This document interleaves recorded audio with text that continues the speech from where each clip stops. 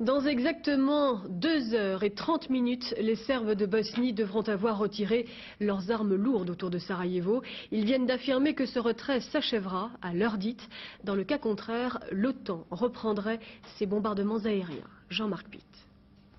26 chars, 40 véhicules blindés, 162 mortiers, un lance-missile solaire, 35 canons anti-aériens et 65 pièces d'artillerie. Telle est la liste non exhaustive des armes déployées par les Serbes autour de Sarajevo selon l'ONU. À midi aujourd'hui, ils n'avaient retiré que 70 de ces 329 pièces.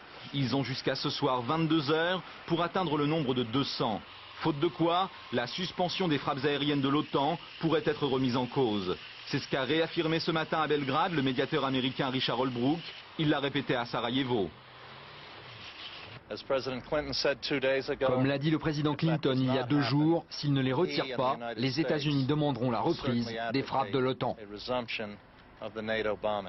Les Bosniaques dénonçaient cet accord parce qu'il ne concernait que les armes d'un calibre supérieur à 82 mm pour les mortiers et à 100 mm pour les pièces d'artillerie et tous les canons anti-aériens. Richard Holbrooke a rectifié ce point en affirmant qu'il s'agissait d'une erreur de rédaction et que toutes les armes égales ou supérieures à ces calibres étaient concernées. Les Bosniaques ont aussi un autre motif de satisfaction.